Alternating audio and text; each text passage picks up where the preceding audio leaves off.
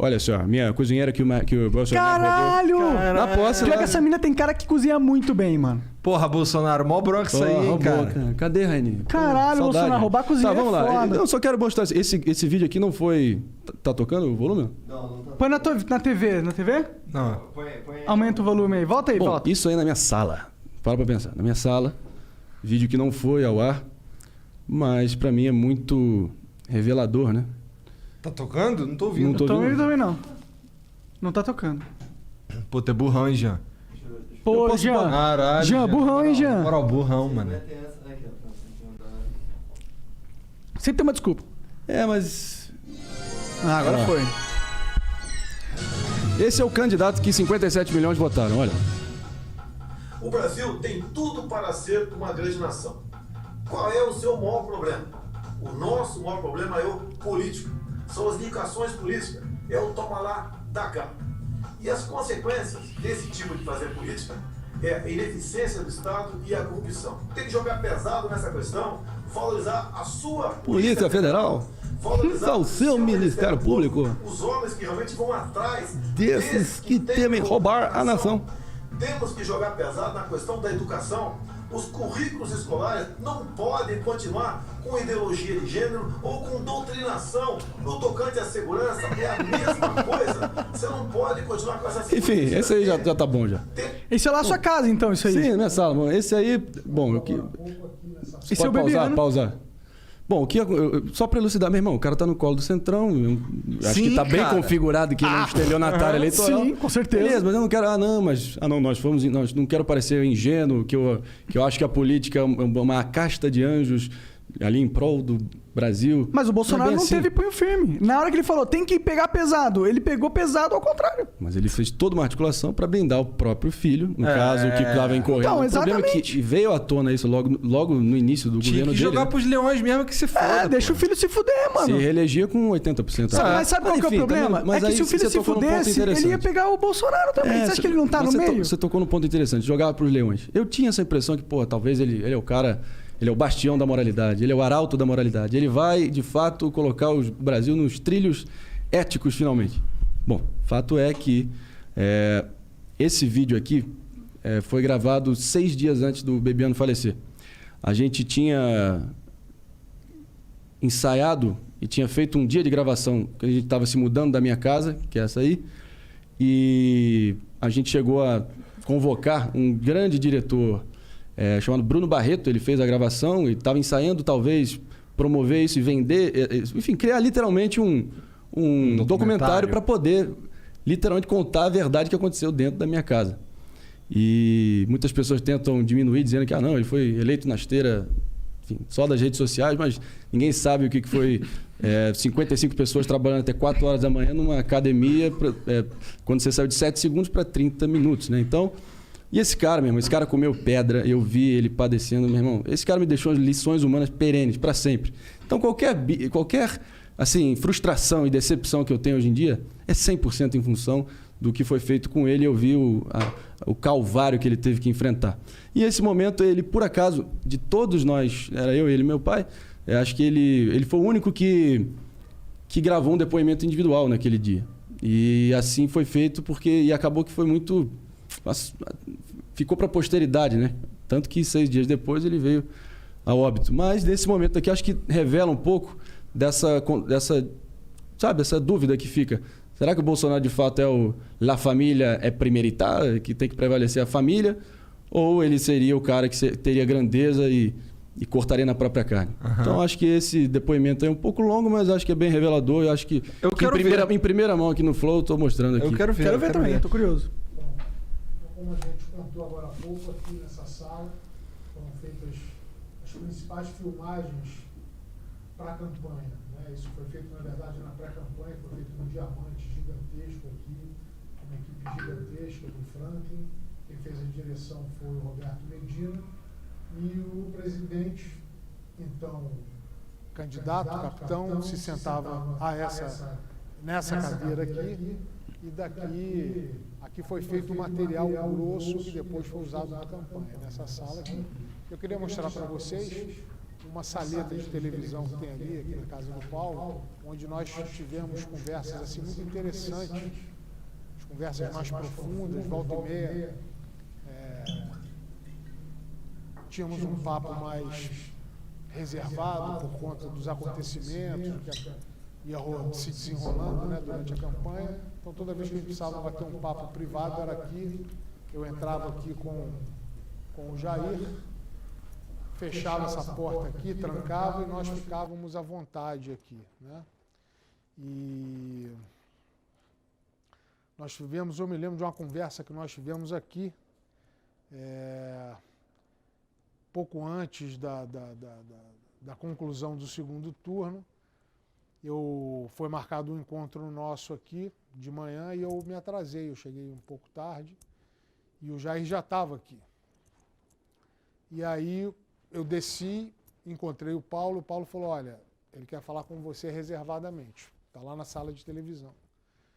Eu vim para cá, o ar-condicionado estava ligado, televisão ligada aqui, ele assistindo alguma coisa, um videotape de futebol. Essa porta eu fechei, tranquei, eu me lembro que ele estava sentado aqui, eu puxei essa banqueta e eu me sentei aqui, de frente para ele sentado ali. Eu também queria conversar, eu já vinha pensando em ter uma conversa com ele. E eu me sentei aqui nesse puff, e assim, muito próximos, né? Ele sentado aqui nessa poltrona, eu me lembro que eu me debrucei aqui, e a conversa começou, e ele virou para mim e falou assim, Gustavo, você está isso aqui para se tornar o próximo ministro da Justiça. Só que você precisa alongar o seu pavio, você tem um pavio muito curto.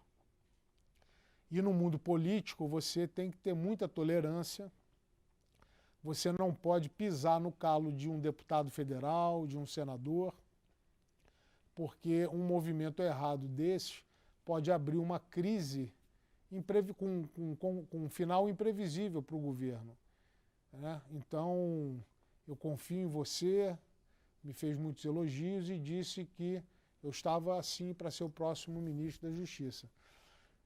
E já havia um zum nesse sentido, eu nunca tinha pedido nada para ele. Na verdade, essa ideia nasceu, eu não sei se foi da cabeça do deputado Julian Lemos, quem foi. Havia um zum, mas nunca tínhamos tido uma conversa assim de forma direta. E nesse dia eu falei para ele que eu não sabia se eu estava preparado para a função, não sabia se era isso que eu queria, não sabia se seria essa a melhor contribuição que eu poderia dar para o meu país e para o governo dele. Botei as mãos assim, uma mão em cada joelho dele aqui e disse assim, capitão, só tem uma coisa que eu lhe peço, eu não faço questão de nada, eu nunca lhe pedi nada, mas tem uma coisa que eu quero lhe pedir, lhe dizer, a única coisa que eu não estou preparado é para ser deixado pelo caminho. Eu gosto de servir, mas eu não estou disposto a ser usado. E em alguns momentos fica uma pulga, uma dúvida, uma pulga atrás da orelha, se eu estou sendo usado ou não, porque eu estou me doando faz 2 anos. E mencionei alguns episódios que estavam me desagradando naquele momento. E ele deu a palavra de honra dele que isso não aconteceria, que ele, como bom militar, com uma formação, né, o caráter forjado pelas Forças Armadas, que ele jamais deixaria um soldado pelo caminho. Dito isso, eu falei para mim, está tudo bom, eu quero ajudar da melhor forma, estou pronto para jogar em qualquer posição. Eu só não estou pronto para ser deixado pelo caminho. E essa foi uma das conversas que houve. Eu me lembro de uma outra conversa, dessa vez ele estava sentado ali, no sofá, nessa parte de trás. E nesse dia estávamos eu, ele e o hoje deputado Julian Lemos da Paraíba, que foi uma das pessoas que mais se dedicou, que mais ajudou o presidente, mais ajudou o Jair a chegar lá, né? O Julian coordenou a campanha em todo o Nordeste, foi precursor naquela região, que é muito difícil, né? Uma região tradicionalmente do PT. estávamos nós 3 aqui. E num dia anterior o Carlos tinha irritado muito a todos nós por conta de ataques infundados, gratuitos, que ele tinha feito nas redes sociais em relação a uma série de pessoas, inclusive pessoas da equipe de comunicação, que trabalhavam muito aqui para que o projeto fosse bem sucedido. E o Carlos disparou a metralhadora giratória por conta de ciumeira. E nesse dia o Jair virou para mim e falou assim: "Ô, Gustavo, processa ele. Processa ele." E eu disse para ele: "Capitão, seus filhos não. Os seus filhos não." E ele disse: "Mas o moleque tem que aprender. Está na hora dele aprender." Talvez eu tivesse sido um acerto ter seguido a orientação dele, processado o Carlos, talvez assim ele tivesse tomado um susto, amadurecesse um pouco, porque ele não tem a mínima ideia do mal que ele faz às pessoas. Mas enfim, houve várias conversas aqui, toda vez que era preciso, como eu disse, um papo mais privado, tratar de um assunto com maior reserva, nós vínhamos para cá, fechávamos essa porta e conversávamos aqui. Além disso, principalmente depois da facada, aqui era o lugar em que ele dormia, ele descansava depois do almoço. Ele precisava reposar, não dava para manter o ritmo frenético que nós imprimíamos antes do incidente, da facada. Então, invariavelmente, ele chegava aqui no final da manhã, início da tarde, almoçava, depois sentava aqui, nós botávamos futebol para ele assistir, fechávamos as cortinas, ligávamos o ar-condicionado e ele dormia aqui, descansava até estar recuperado para continuar as entrevistas e gravações e tudo mais. E 6 dias depois ele veio a falecer com um ataque cardíaco fulminante em Teresópolis. E essa parada aí? O que vocês pensam sobre isso? Bom, eu acho que é normal, coisa da vida? Fica permanente dúvida na minha cabeça se ele é capaz de tacar um filho dele para os leões. Acho que isso está claro que não é o caso. Na mesma medida que ele, no momento reservado com o braço direito dele naquela época, foi capaz de sugerir e até de incentivar um interessante processo. Isso. Eu acho que ele é um puta cara atormentado, entendeu? Eles vivem ali num síndrome de conspiração permanente, achando que... Faz sentido. Entendeu? E tem muita coisa mal resolvida no passado deles, mas também não vou ficar aqui bancando psicólogo. O fato é o seguinte, no plano moral, o que esse cara fez... Eu fui testemunho ocular 2 vezes durante a campanha, na minha casa, o Bolsonaro ali num momento singelo mesmo, assim. Para tudo. Você via que ele tinha uma gratidão e um puta afeto pelo Bebiano e falou: se não fosse por esse cara aí, jamais teria chegado onde eu cheguei. Ali para mim foi emblemático, entendeu? Para ver o peso que pelo menos parecia que o nosso presidente dava à presença e à influência e à importância que o Bebiano tinha no entorno dele. E não poderia ser diferente também, porque esse cara, cada buraco que esse cara dormiu, ele deixou de ver o pai falecer também, só para estar numa agenda oficial em Roraima de campanha. Meu irmão, o que esse cara fez para viabilizar o partido, o veículo necessário para qualquer candidato pleitear a presidência, inacreditável. É um esforço hercúleo que ele fez para tentar articular com o Bivar do PSL, no apagar das luzes também.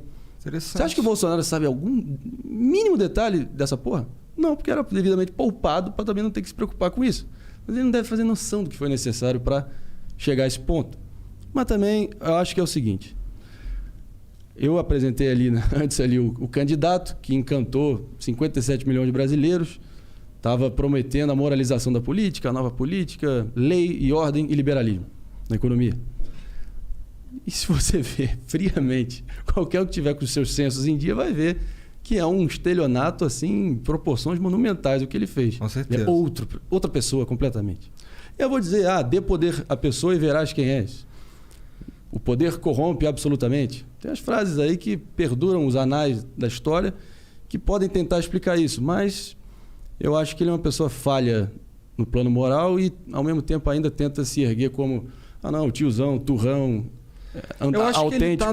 Que ele tá numa de se manter no poder de qualquer maneira. E justo. Acho que, enfim, legítimo. Mas o que foi necessário para ele tentar viabilizar essa situação é que, qualquer um que votou nele, foi o seguinte, 57 milhões de credores do Bolsonaro, tá?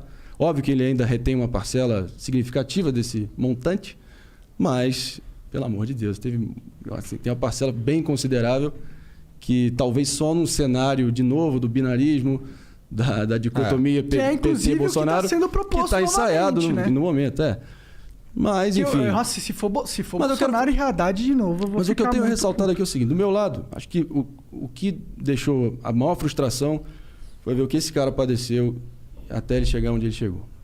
Meu irmão, foi desumano. Tu acha que o Bolsonaro deixou ele pelo caminho? Quê? Pô, acho que tá nítido isso, Ele entregou ele pras hienas. Porque supostamente ele estava achando que ele estava confabulando com algum executivo da Globo para tentar fazer uma articulação ali, propositiva para tentar, sabe, remediar ali, ter uma relação institucional que seja com o maior veículo de comunicação do Brasil, que ele não tinha marcado de fato a reunião. Reunião essa que ele usou de pretexto para dinamitar o Bebiano, que acho que o general Heleno, um mês depois, fez exatamente a mesma reunião.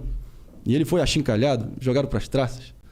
Enfim, o que eu extraí de toda essa experiência, meu irmão. E, de novo, não tem nenhum ginasiano aqui. Não tem nenhum usa óculos cor-de-rosa achando que vai ser mil maravilhas nem nada. A gente sabe que a política é esporte de contato, mas ao mesmo tempo tem valores humanos básicos, elementares, essenciais, de decência, de mínima gratidão, que ele feriu num grau, meu irmão, que eu nunca vi e espero nunca mais ver na minha vida.